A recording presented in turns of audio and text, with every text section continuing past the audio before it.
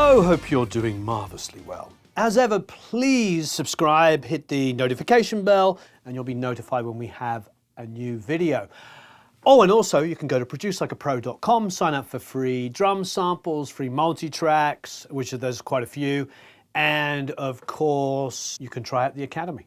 It's rather wonderful. Okay, so we're doing another FAQ Friday. That's frequently asked questions. So let's get started. Imagine there is no budget pressure and you do not have deadlines. How do you know that a mix is finished? That's a really interesting question because I don't know that even without a budget issue or a deadline that I do anything any differently. There's only a few times where I've got X number of days and I have to force myself to mix songs super quickly, which is very rare. I usually allow easily enough time to mix. So really for me, it's like we go in a mix and we have, you know, a week to mix an album or 10 days. If you've got at least a week to do 10 songs, that's more than enough time for me now. I might spend a day or a day and a half on the first song. Then after that, I'll start to have a template or at least a sonic idea of how the rest of the album should sound. So the next day I might get one song done. The day after that I might get two. And then the next 2 or 3 days I get 2 songs a day. So you can see how it works. And then we'll do a day of recalls. So a week typically is long enough. The only way this would sort of work in the scenario you're talking about is if I only had 2 or 3 days to mix a whole album. Otherwise, I've always got enough time. So even after you maybe have had 3 weeks to mix an album, if you came back a year later, you'd probably hear something you missed. Or you probably hear something you spent a long time doing and wish you hadn't done. So it's a bit of a difficult question to answer. I think with no budget constraints, I probably would have an infinite amount of really expensive compressors and EQs that I might barely use. You know, like a Manley Verimu, maybe 8 of them. You know what I mean? Put them on the guitar buses, on the piano bus, maybe just one tapping the master bus. You know, the Manley Verimu is a pretty tasty piece of equipment that I know a lot of mastering engineers still use in their chain. So that tells you a lot about that. I love the way that they tuck in the high end and just make things feel really good. I suppose that without a budget, some of those, maybe a couple of beautiful Fairchilds. I'd be very excited to use Eric Valentine's Unfairchild and maybe have 2 or 3 of those. I don't think even Eric uses 2 or 3 of those. So I think in a perfect world where I could just feed signal through some beautiful equipment, if there was no budget constraints, maybe I would have all of these things at my fingertips. However, they'll probably make a subtle difference to the mixing. It would be more of just a beautiful feeling to have endless amounts of gear. But most of the time, I have what I need. As you can see from behind me, I have an SSL, I have a lot of outboard, and I have a beautiful Pro Tools system full of tons of incredible plugins. And I lean very heavily on the plugins. You know, you and I can mix the same.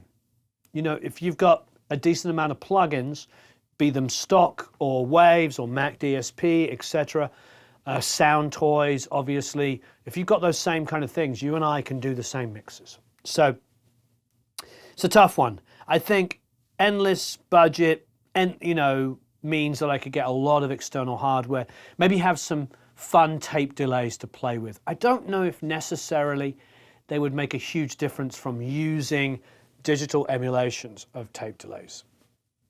That's going to maybe upset a few people. The thing about a tape delay is each one's different. I have an Echoplex over there. It sounds the way it sounds. Another Echoplex doesn't sound the same. The condition of the tape changes. So, you know, time and money is a useful thing, but I think it would probably be more on having analog equipment than anything else. I think using the equipment I have at the moment, I don't really need any more time to mix a song. It'd be more about like having more fun toys to play with. And I don't honestly know whether the mix would suddenly grow massively in quality. I would just have a little bit more fun and enjoyment with an endless budget of just being able to play with things, you know. Warren, do you ever make use of any subwoofers when you mix? I used to have a subwoofer under the console for the first 2 or 3 years of having the studio. After a while, I stopped turning it on. I stopped using it. I started to get used to the room. However, I recommend them, especially with smaller speakers. With NS10, subwoofers are pretty darn useful. Otherwise, once you get used to your room, you find yourself not turning them on as much. However, it's a nice, useful tool to have when you go to a room you don't know, to have the extra oomph so you can feel the low end. So I recommend them. If you've got some smaller speakers, we're going to be talking very soon about some small speakers that are coming out that I'm very excited about. Once we talk about those, they're very reasonable price, they sound great. Those with a subwoofer could probably get you through 99.9% of situations. I do recommend them with small speakers, with like 6 or 8 inch or smaller. 8, 6, 4, 5 inch smaller drivers. I think a subwoofer is a good idea. However, in some rooms, it might not work. If you're in a very, very small environment, it might not work. But maybe Yamaha do like a $120 subwoofer that you can buy for home stereos, for home movie theaters, sorry. And I used to use that with NS10s and it worked really well. What are your thoughts on Gretsch Guitars? Oh, I love Gretsch Guitars. I really do. I have no affiliation whatsoever. Gretsch, I don't have any affiliation with you. You don't know me, I don't know you. But I was just over at Bob's house and he has, Bob Marlette's, and he has a Tennessean. It is gorgeous. I think they're about $2,000 or something like that. It is absolutely gorgeous. It plays beautifully. Don't want to get too contentious, but I think the new ones they're making now have a neck that I really prefer compared with some of the older ones, which used to have that really, really harsh kind of edge, super wide and harsh. These, they've softened out a little bit and they're very playable. I know when I was working with the Bangles in the late 90s, early 2000s, Vicky had a couple of Gretsches and they were really beautiful. Sue played Rickenbackers, so both of them played like kind of slightly, I'm not going to say exactly, but slightly left of center guitars, and I love both of them. So I'm a huge fan of Gretsch. They make great guitars, especially now. Very, I wouldn't say they're affordable, but incredibly well made for the money. You mentioned a few times about using the Waves MV2 on a bass guitar. Can you do a short video of it in action? Yes, I can. It will be coming out very soon. Watch YouTube and you'll see it soon. By being a part of the Academy, is it possible to get discounts on mics? Actually, yes. The reason why this came up, I think, is because I was doing one of our live streams and some of the Academy members were on the live stream were talking about Lewitt microphones. And yes, Lewitt do give us an educational discount, which is really fantastic of them. And on some mics, it's pretty massive. So yes, as an Academy member, you do get a discount on Lewitt mics. Can you show us how to record an acoustic guitar and a vocal at the same time? That is a question I get asked all the time, and yes, I'm going to do that. I think that would be a really, really wonderful idea, so thank you for reminding me. I've been asked a whole bunch of times, so thank you for this last person that just recently asked. We will come up with that very soon. Do you add effects pre or post recording guitar? This is a wonderful question. Yes and no. I do both. Often, if I'm doing like lead lines and not necessarily ultra syncopated lines, but lead lines and stuff, I'll use the delays pedal form into the amp. I love the way they sound. Absolutely love them. However, if you want to really ultra syncopated with the track, then it's best to, not best, but I usually record the guitar, do any edits to the performance to make it tight, and then trigger like an H delay or something like that inside of it. Or, a super tap, one of those kind of delays inside of the program. You can have the H delay will default to the actual tempo of the song. So I do that all the time. You can, and I still do it by just tapping my foot on my Carl Martin echo pedal over there.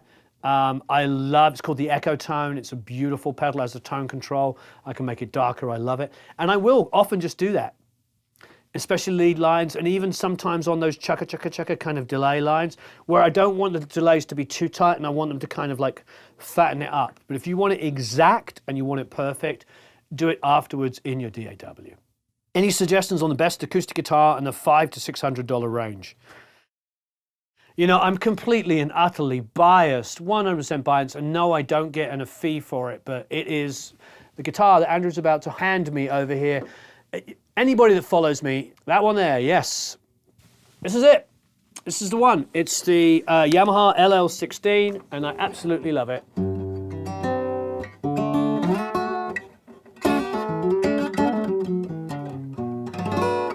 Love this guitar. I've used it on every record I've made in the last like 5 or 6 years, maybe even 7, I don't know when I got it. I got it about the same time I got the studio, maybe 7 years ago. So maybe got it just a bit after that. Yamaha have, I'm gonna throw him under the bus, he's gonna hate me for it, but they have a really amazing rep called Scott Marceau, who I've had the pleasure to know now for about 6 or 7 years. I've always been a fan of Yamaha guitars. I don't know where it went. Oh, Max has it from the band, from the Matthews. I have a late 70s, early 80s FG series guitar, probably worth $200. And I've had that for 20-something years, maybe even longer. And I've written most of the songs that I write on that guitar. So when I got to meet somebody from Yamaha, I said, oh, I love Yamaha acoustics. He's like, you do? I was like, yeah, I do. And lo and behold, I got that. And I got 2 of those guitars. And I've just always been a fan. You know, they've been my main rating guitar. I hear from a lot of people that a lot of players in Nashville use them for recording. And there's a really big resurgence and an understanding that they're affordable and sound amazing. I think it's not even so much that they sound amazing in the room, which they do. They just really record well.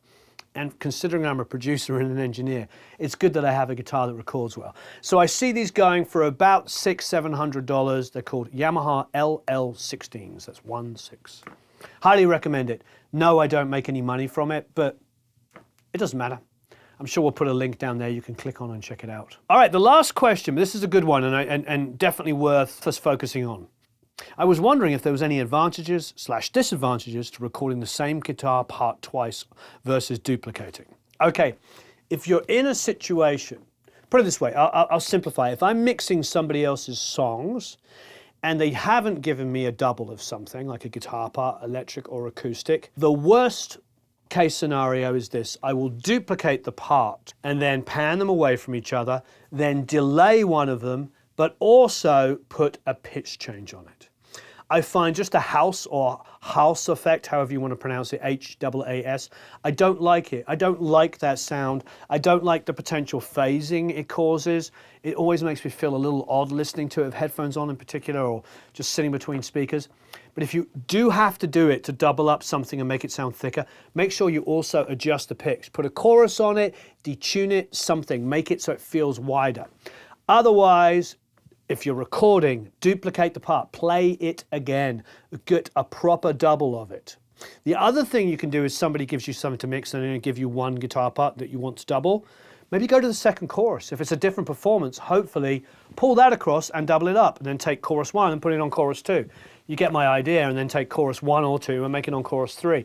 There are many, many ways to double the guitar without using the same guitar. But if you have to use the same guitar, pan it away from itself, delay it significantly, which is going to be at least 30 milliseconds, maybe more. I usually use like a 64th of a note of minimum of the track. And then I will detune it or put a chorus or a flanger or something on it to not only, you know, time it differently, but also pitch it differently so there's less chance of that making me feel super dizzy. But when you can, if you're recording, double the guitar part, definitely double it. So thank you everybody for another marvelous FAQ Friday, and I'm looking forward to more incredible questions. Have a marvelous time recording and mixing. Check out the LL16 link, I'm sure there's one down there. Also the MV2, a plugin we talk about a lot, is absolutely wonderful. H-Delay is another amazing plugin. These are things that we talk about because we use them all the time. Have a marvelous time recording and mixing, and I'll speak to you all again very soon.